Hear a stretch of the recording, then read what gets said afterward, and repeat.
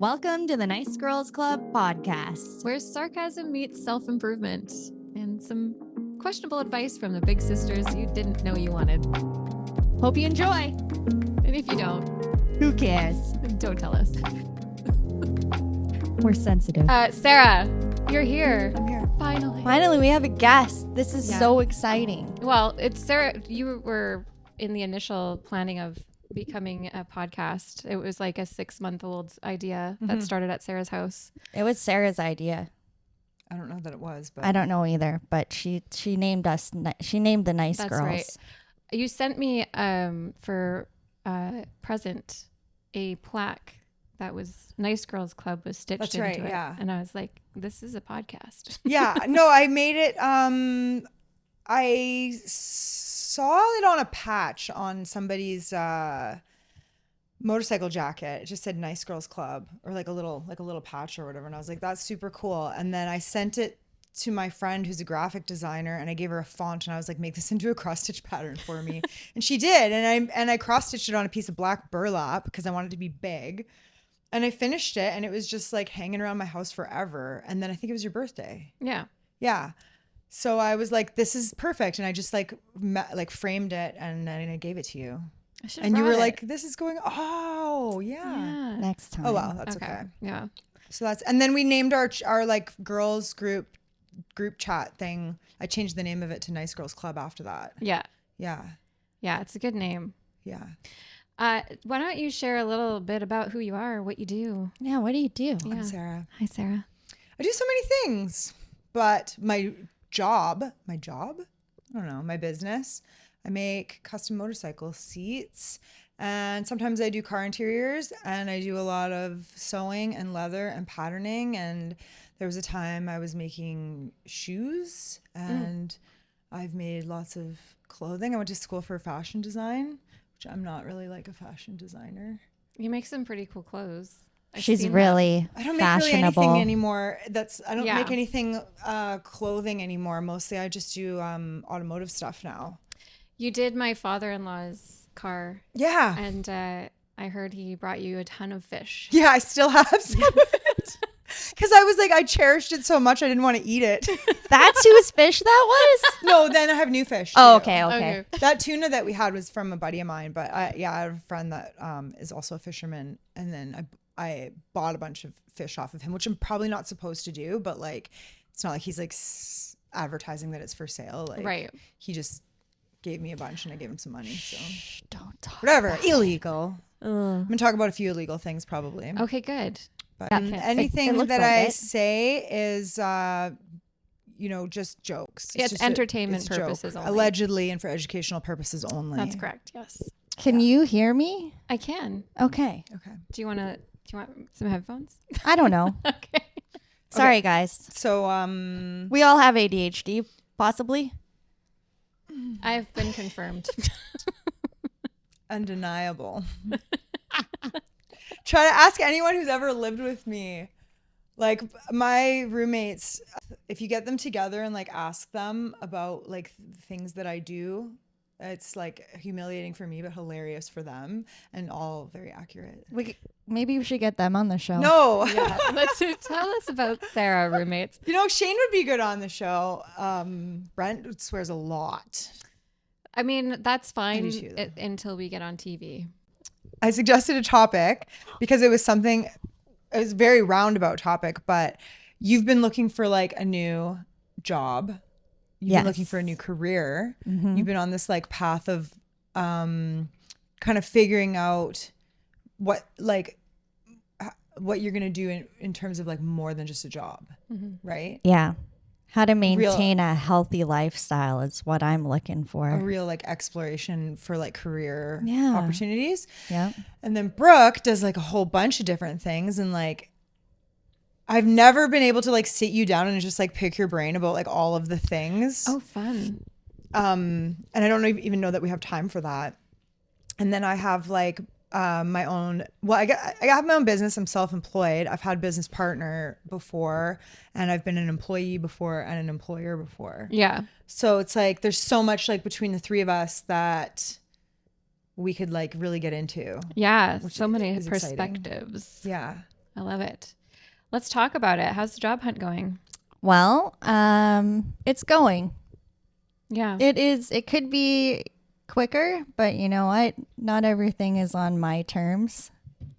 I'm realizing that as time goes along. You told me, Christina, the other day that you had an interview for a job, and I kind of gave you a bit of a pep talk before that. Yeah. And I told you that you need to get paid. Yeah. We live in what we tried to figure out, like what depends on who you ask. We live in one of the most expensive cities in North America, one of the most expensive cities in the world. Okay, Vancouver is one of the most expensive cities in the world. We live outside of Vancouver, but it's not like any It's different. not any better anymore. It's no different, right? So it's like you can't be paying people minimum wage.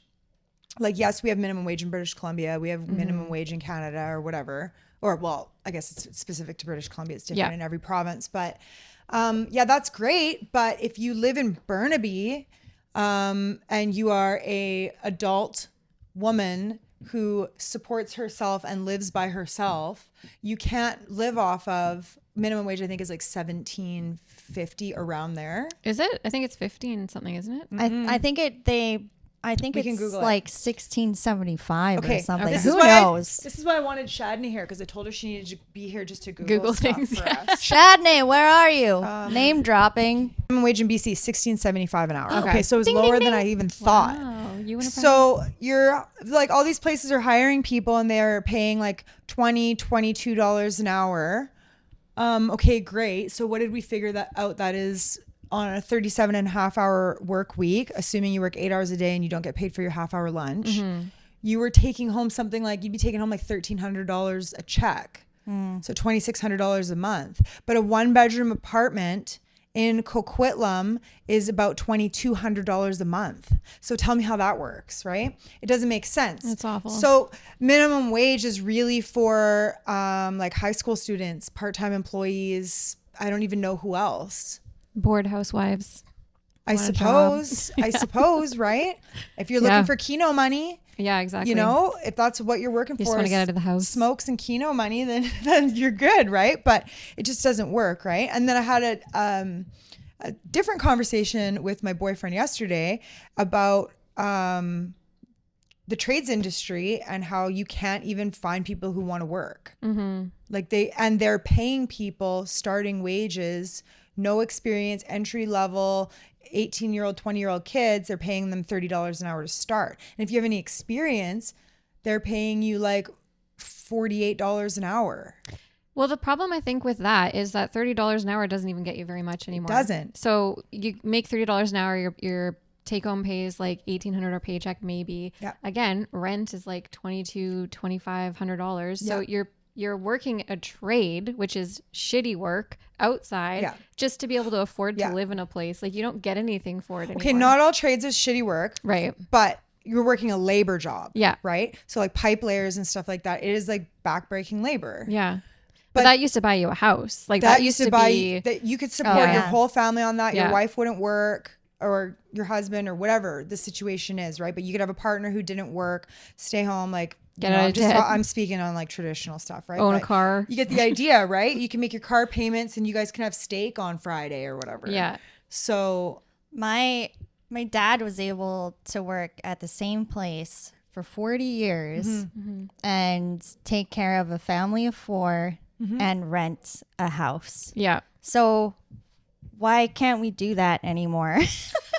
And that's a great What is question. happening? And I asked my boyfriend David about that yesterday, and he had a lot of answers for me, and he got very into it, and then he kind of lost me, and then I think we got Starbucks. So I was like, all right, I got, but if he was here, he could tell you a lot more about like that industry, right? Yeah. But so what I was trying to give my friend here a pep talk, because she's a hard worker. She's worked for me and she does good work, and I'm like, you need to get paid. Like, don't let these people lowball you. Like, know your worth and ask whatever you're willing to work for, ask for more. And if they give it to you, great. And if they give you a little bit less than that, then you're getting what you wanted, right? Everybody wins.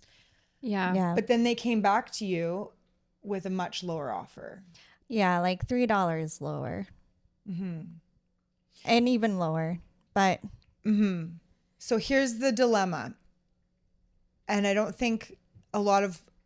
know if a lot of employers understand this or not, but great. $3 to you less is a lot more than paying $3 more to them is. I mean, hopefully they're hiring people because they have a need for it, right? Yeah. Which means that they're probably generating some kind of income. And even a struggling business can come up with $3 an hour. What's 3 times 7.5? I don't know. What's 3 times 8? Oh, we're mathing again. Why do we always end up doing math on this show? 27? 24.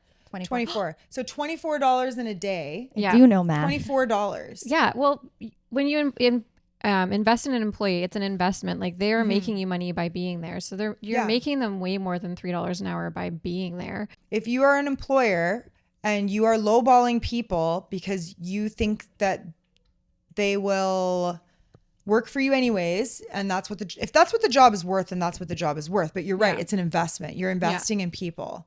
You're investing in their education and their contribution to your company. And so if you give them a little bit less than you know that they're worth, the fact is, as soon as a better deal comes along, they're going to take it. Yeah. And then you're out an employee. You got to find a new employee. You have to take time out of your day to interview people, put out Indeed ads or whatever, call people, look at resumes.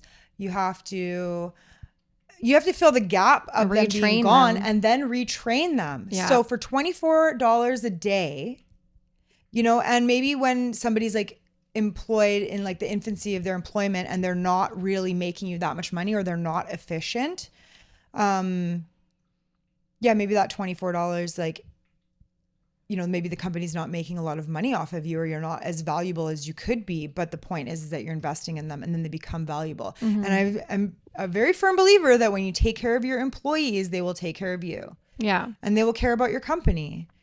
100%. And they'll stick around too. Yeah, they'll stick around. They'll care.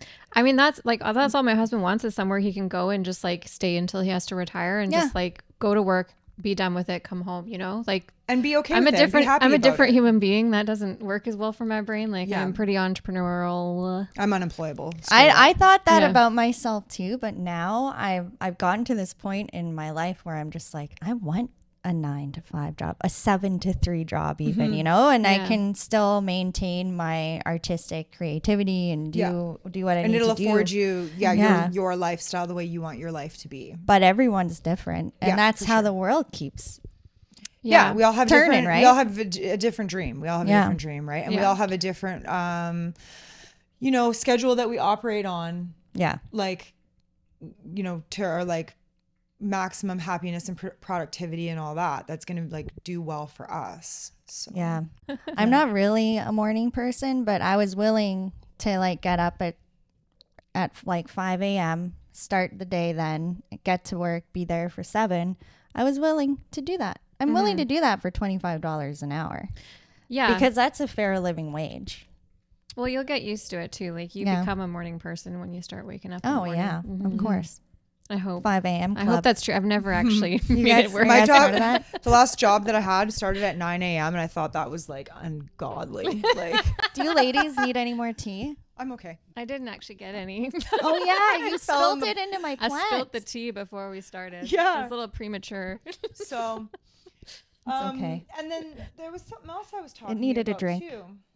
Can't remember what it was. Oh yeah, the other thing that we had talked about was, I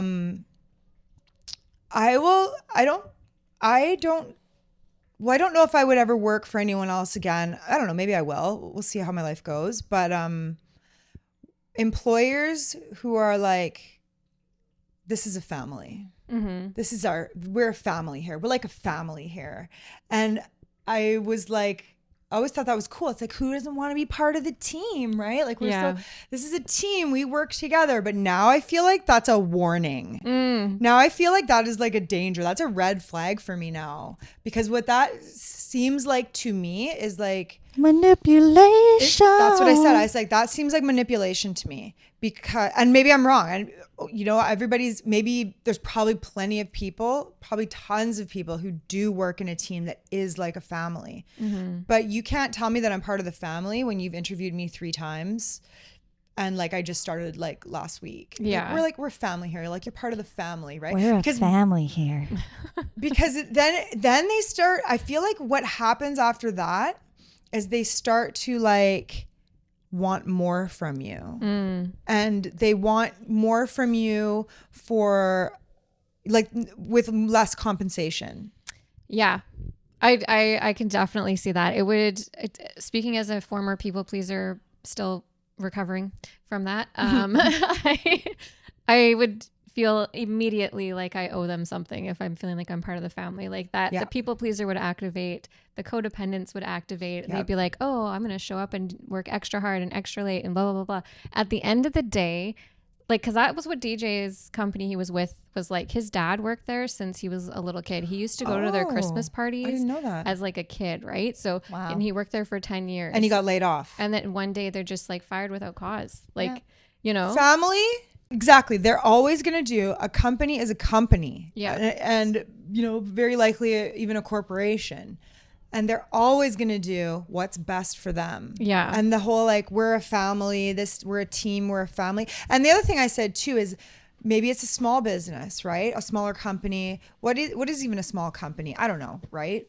Maybe there's 14 people that work there or whatever, but there's going to be 2 or 3 or 4 people that have been there since the beginning. And it's like, maybe you guys are like family because you guys are invested and you guys like really, really care, but you're not going to make me care that way. You're not going to make me care through like manipulation, right? And then the other part is too, is when I have gone along with this idea and now I'm giving it the extra but not getting the extra in return. Yeah. Now I've invested into your company with my time and my labor and my energy, and I want to see it succeed, so it's harder for me to leave. Yeah.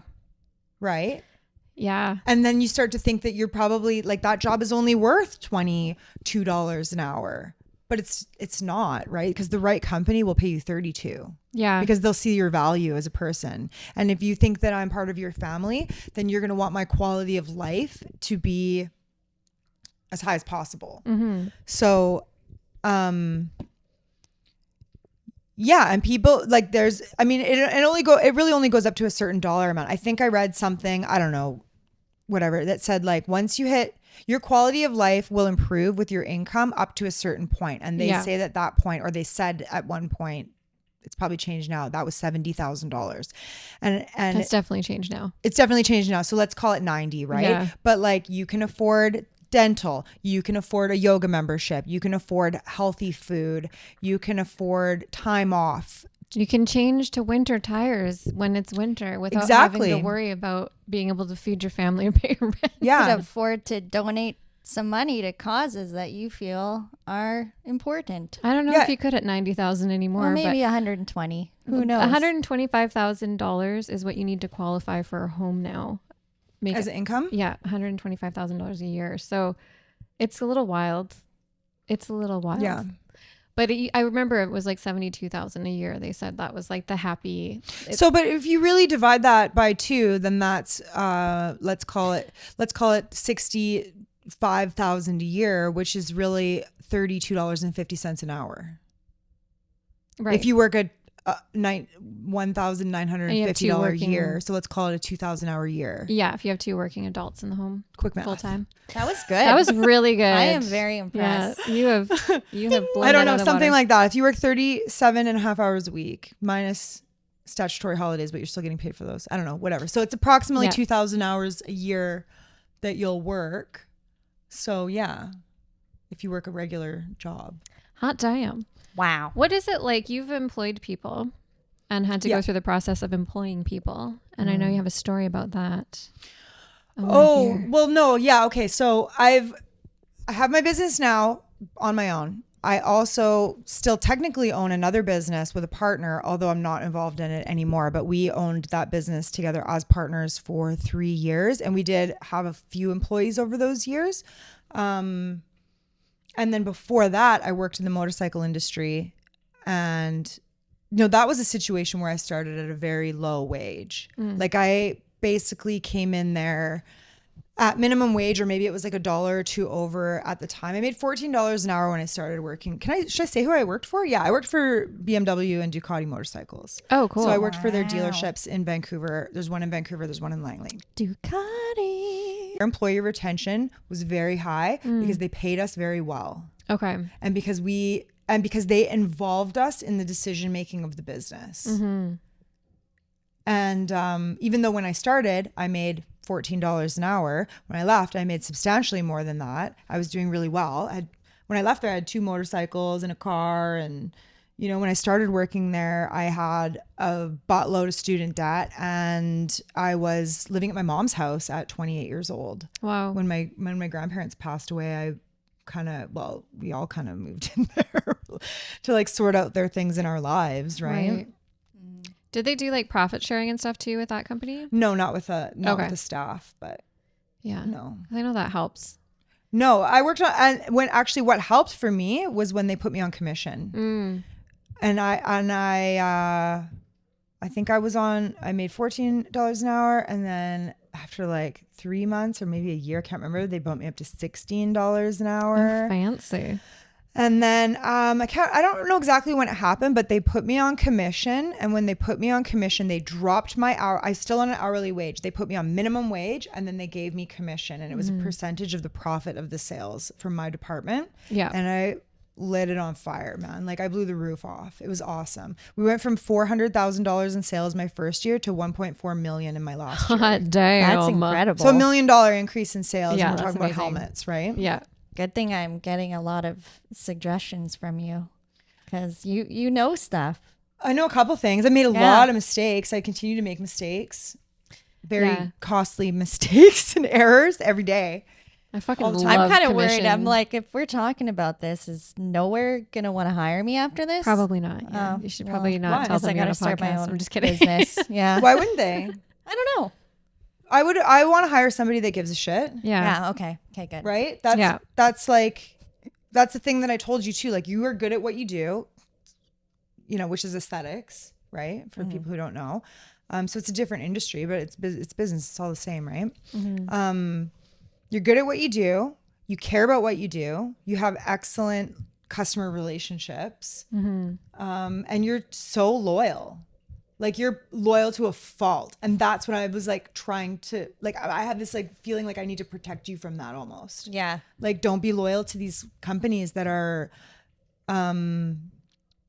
taking advantage. And they're a business, right? Exploiting you. That's the word I'm looking for. Exploiting you. I Googled the definition of exploitation the other day, and it was, I don't know if I can quote it, but it was like essentially using somebody for their work and labor in a way that's unfair to them. So not being compensated. Right. Not being compensated for your skills and your efforts and your experience. Because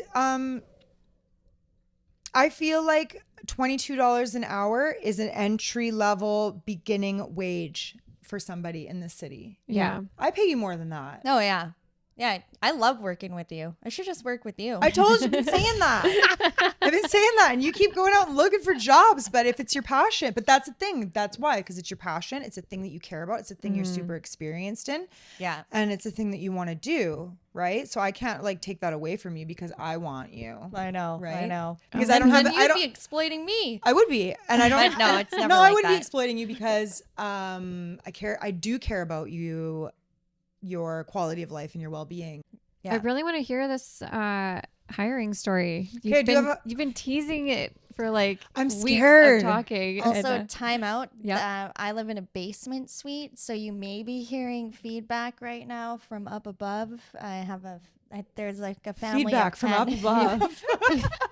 They've decided to start wrestling halfway through this. Greco-Roman wrestling. I'm pretty sure the kitchen is like right above us, so like it's dinner time, so it makes sense. Yeah. But anyways, let's hear this story. Okay, I'm really nervous to tell this story, but I'm hoping. So part of me hopes that, and this isn't like, is this your third episode of this? Yes. Part of me hopes that because this is in its infancy, that the story that I'm gonna tell is like doesn't upset people.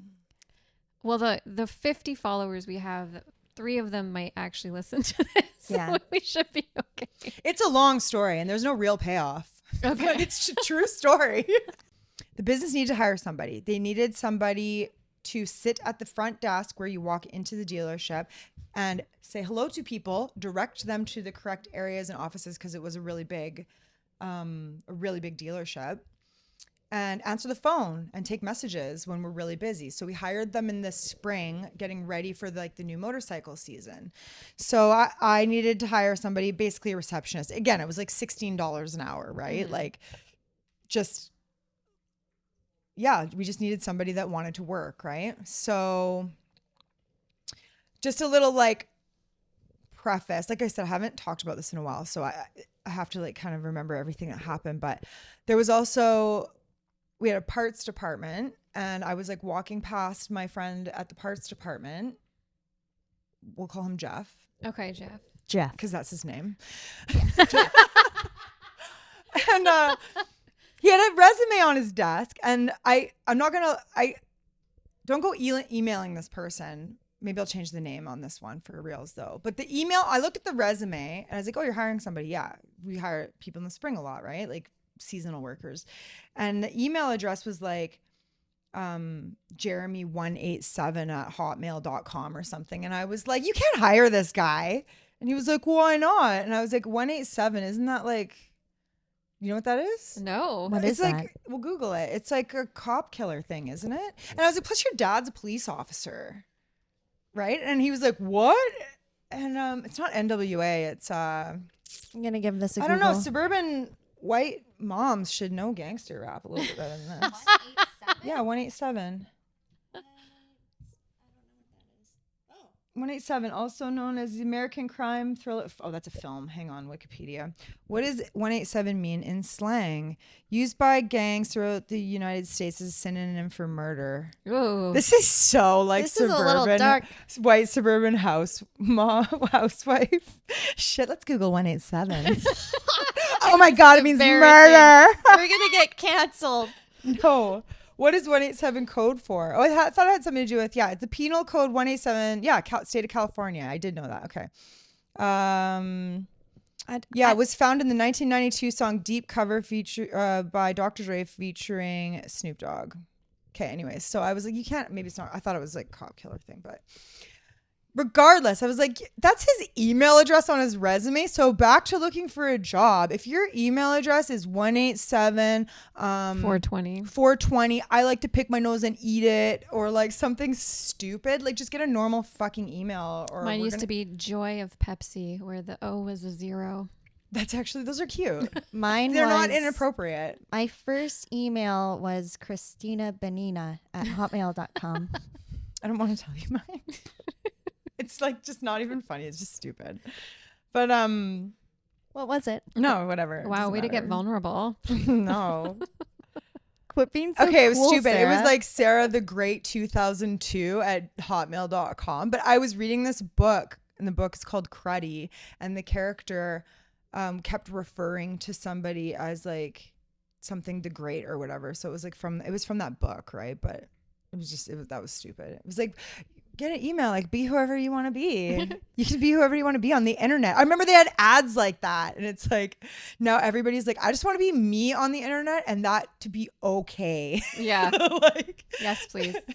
What if 187 was his house address or something, and he just needed something he could remember? Well, that's really stupid too. Then you're dumb, and I don't want to hire you. It's I don't know where I live, but can I work for you? No, dude.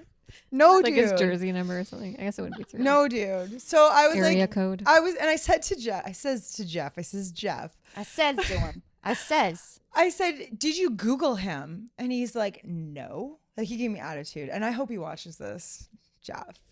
Jeff's cool though, but he gave me attitude, and he was like, I like to give people the opportunity to represent themselves. And I was like, whoa, you're far more diplomatic than I am. I'm Googling the shit out of everybody, right? And so that conversation ended anyway. So I'm hiring people or whatever, and I'm gonna actually take out the names of these people. Although if you Google enough of this, the information that I do give you, you'll be able to figure it out. But so a friend of mine messages me and says, my girlfriend's looking for a job. Can you hire her? And I had seen pictures of her on his Instagram before, and I was like, my only impression of her was that she was a very good looking young woman who doesn't, I don't want to be like, I mean, you're hiring a receptionist. Like you kind of want somebody that's like, having somebody that's nice to look at, like, isn't like that bad, right? Like, I don't know. That's probably not good to say out loud, but you know what I mean? Like equal opportunity employer, but like, we're just paying you to answer the phone. Like, she was good looking, right? So I was like, okay, she seems cool. So, I gave her an interview. That's called pretty privilege. Yeah, it is. It really I learned is. that. And I pretty privileged her. Pretty girl privilege. And I'm sorry. And y'all tell you I am sorry because I'll tell you what happened. Tell us what happened. Oh, wow. And Let's you know what? hear it. Honestly, I don't want to look through resumes, and I don't want to go through the hassle of posting shit on Indeed or whatever. And I had posted it on my Facebook, and Buddy was like, yeah, girlfriend's looking for a job. And I was like, yeah, no problem. I was like, send me your resume. Saw her resume. Cool. I have a resume for a file. Can she come in tomorrow and have an interview? Great. So she comes in tomorrow. I get so nervous when I'm interviewing people. If you're interviewing me, I'm fine. I'm cool as a cucumber. Like I know exactly what my skills are, and I can go in and tell you all about what I'm doing and what I want to do. Yeah. So, but interviewing people, it's like, I get really nervous about it. So she came in, and, I knew that she was, well, my friend had been sober for a long time. Like he's probably got like, I don't even know, like 13 years or something now. I don't even know. And he told me that she was living in a recovery house. And I was like, yeah, that's fine. Like, that's cool. Like, good. Like, so she needs a job, right? And so she came in for the interview, and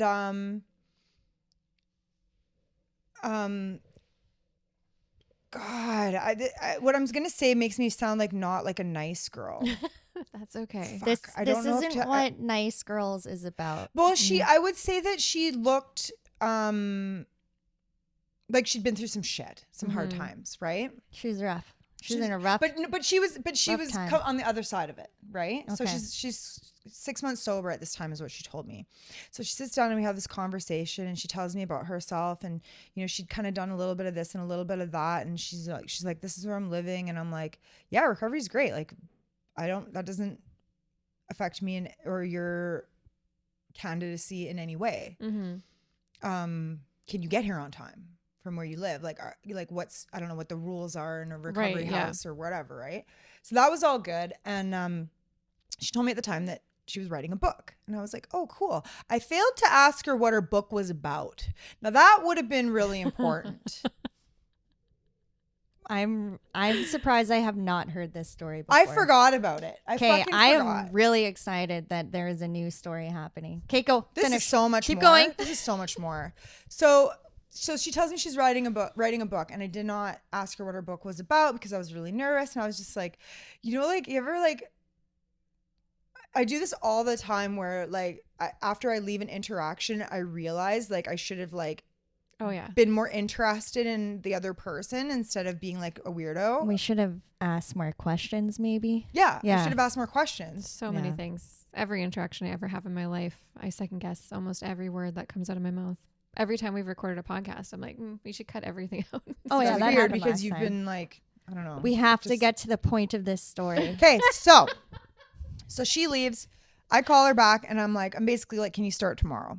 She starts tomorrow. She comes in at 9 a.m. We open at 9, winter hours in a motorcycle shop. We closed an hour earlier in the winter, which was 5 p.m. So she comes in at 9 o'clock. So there's nothing going on, right? It's still like February or March, right? Like we're just waiting for the season. And so she comes in, she's very well put together. She was very well put together to interview. Her makeup was beautiful. Her hair was nice. She had nice clothes on. She looked like she gave it her all, right? And so she hung out for the whole day. I got her set up. She told me a few things about herself. She told me her dad lived in Georgia and that she had lived in Georgia before, like the state, not the country. Georgia. And Georgia. that she had been in California for, what is this? Sorry.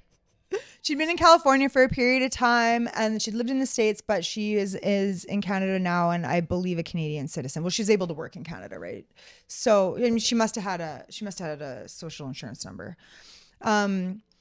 So we go through this whole day. I show her around. I get her set up with an email. The first thing she did, which I thought was so cute, was she emailed her dad in Georgia so that he knew how to contact her during the day and that kind of stuff, right? And everything was super cool. And then something happened. Our shop closed at 5 o'clock at 5 minutes to 5, end of the day. And it was all just an orientation day, the whole thing. There's really not much to orient her on except like how to use the phone and like the email and blah, blah, blah.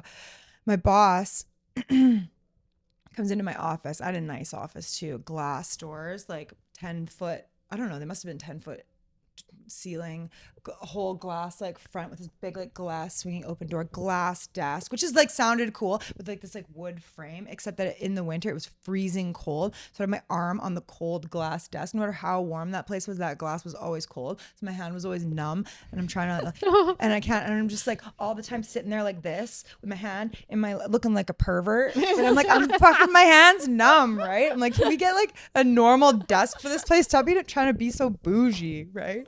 But it was cool. It looked cool. It was beautiful, beautiful dealership. But my boss comes into my office and he's like, the way he entered my office though was so perfect. He just kind of like, I don't know, it doesn't work, but he just kind of like slid in and closed the door. He's like, hey.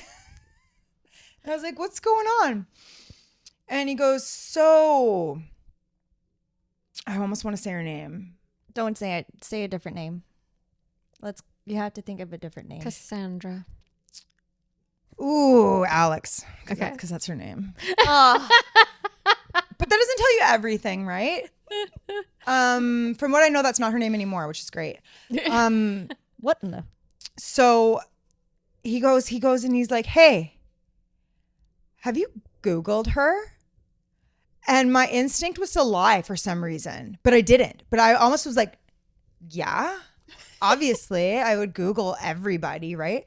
And he goes, did you Google her? And I said, and I was like, no. And he goes, Google her right now. And I Googled her and I was fucking floored. Sorry, I'm yelling in your ears. Yeah, that was loud. I'm sorry. I was okay, I couldn't hear it. There's a pitch. I was floored, right?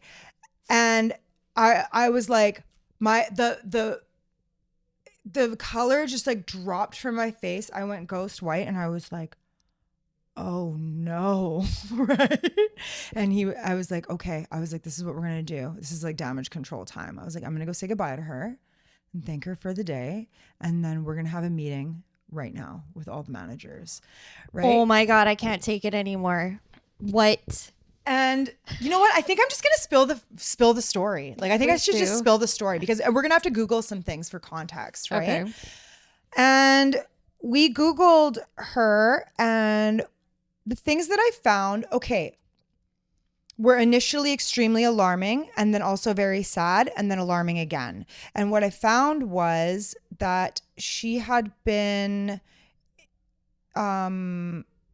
well, the book that she was writing was based off her life story.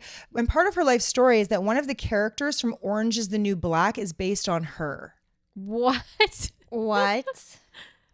And I was like, is she going to come after us? No. Okay. This is public information. Okay. It's public information, right? Yeah, so it's like I didn't write the news stories, right? So I guess like what had happened, and I don't want to misquote any of the events that happened or say things that didn't actually happen. So forgive me if I get any of this wrong, but I guess what had happened was she was arrested and charged with the accidental murder of a Google executive on a yacht in Santa Clara, California. Holy Lord. What? And the more we looked into it, and then there was even a second accidental death that had happened that she was also being blamed for, that they were trying to send her back to the United States to be extradited for, to be indicted for.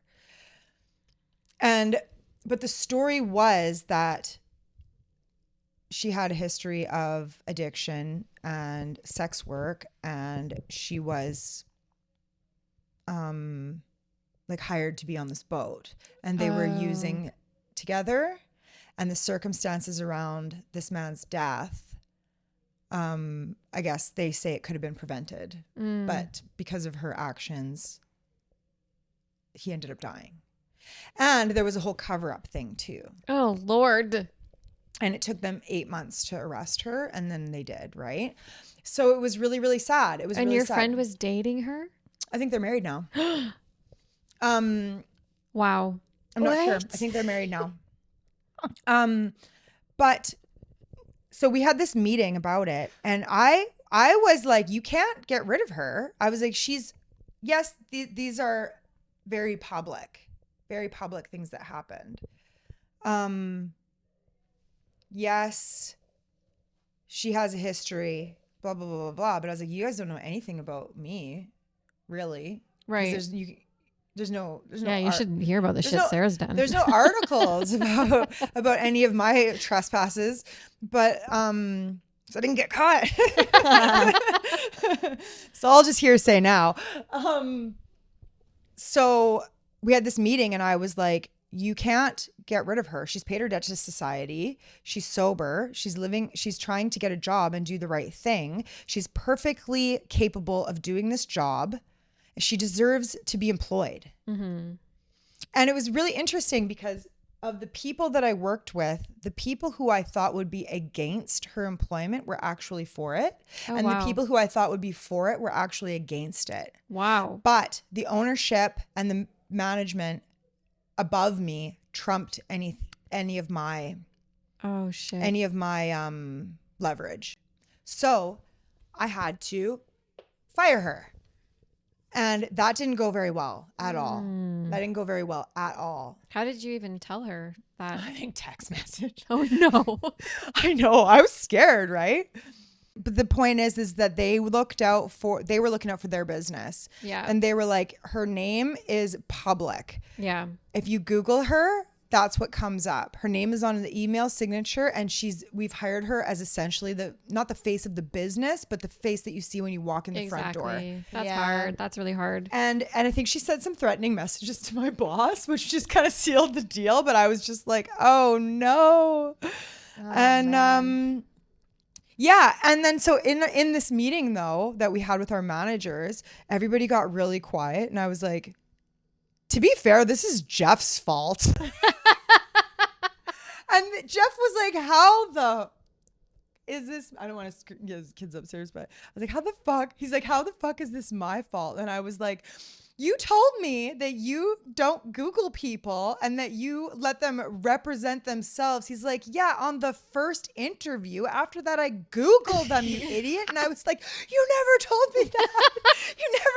There should have been a follow-up with that information. You're not probably supposed to Google people before you hire them. You are supposed to let people represent themselves. Yeah. So technically, I guess I did everything right, even though my usual pattern of behavior was to do it the opposite way. Well, it's also someone you know recommending them, so you have a little more like faith in like, oh, they're probably a good person. Like people I know good people is what my natural assumption is. Not so much these days, but it used to be. Yeah. So yeah, I guess like Google people. Yeah, ask Google, questions. And you know what? To be fair, Google your employers. Yeah, Google yourself too when you're applying for a job. Make sure there's nothing on the I've Google. actually Googled myself recently, and there's actually an actor named Christina Robinson already. Yeah, you have a fairly and she's generic just like name. full. Or not generic, she but takes it all. So I'm like, So, perfect. When it's common enough. When my maiden name was Young, there was a twin porn star named Brooke Young, and so every time you Googled me, it was just this information about a 70s porn star. Perfect. But now that I've changed my name. There's actually like a couple pages and I'm like, damn girl, you're doing some shit. Wow. Yeah. Congratulations. There's not a lot of Brooke Roba shows in the world. Yeah. Huh. It's nice. You thought I had you thought that my fake name was my real name. I really did. And I tell people that story all the time. I thought like that I gave for a somebody while a too. card the other day, and my business is Sarah Tonin Design. My name is Sarah. But recently I was like, there's too many Sarahs. I'm tired of this shit. I was like, I'm going to go by my first name and my middle name. I was like, I'm going to be Sarah Grace. Sarah Grace. I was like, I've been watching Yellowstone too. So I think I'm like a cowgirl. I'm watching it again. Sarah Grace. Sarah Right? Grace. But then I'm like, well, you can't be Sarah Grace Tonin because that takes away the whole joke. Right. But I always talk about how we had known each other for like well over 2 years, and we were going for a walk, and I made some comment that was like, oh, whatever. I was like, that's not even his real name. I was like, well, whatever. I have a fake name too. And she goes, your name's not Sarah? I was like, Brooke, my name's not Sarah Tonin. And she was like, oh, because on social media, you just see the letters. Yeah. You don't say it out loud. You I don't never read said it the out thing. loud. Serotonin. Yeah. Yeah. But it just looks like a normal name. It looks like it would be a does. normal name. But that's my business and my brand now. It wasn't accidentally. until that moment that it clued into me at all that there was something funny about serotonin being your name. Yeah. Yeah. It's like, that's just what it is. But that happens all the time though. It happens fairly recently, or fairly frequently. I had a customer called me up. I had done a whole project for him, met with him many times, blah, blah, blah. And he called me up and I answered the phone and he's just killing himself laughing. He goes, Sarah Tonin. He's like, I get it. And I was like, dude, I haven't talked to you in 2 months. Like, yeah. Oh, that's wicked. Man. So funny. we can Like, we can end it here. We need a good finish. Well, a finishing move. I was trying to end it, and then Sarah started talking in another story I again. know. Should we, Like, it's we all could, she does. we could just I take know. this all to the book study. I love you, Sarah. Love you too. You're Thanks for welcome. having me. Thanks for I have coming. so much to talk about, and I feel like I used to have so many stories to tell, but I also forget so much You stuff, do. and that's why I've never told you guys about that I know. before, because I I really- forgot. And I then everybody never- was like, "You hired a serial killer," and I was like, "Well, to be fair, she's a serial manslaughterer, It's a little different. and it was an accident." Bye. Thanks for for coming. being here.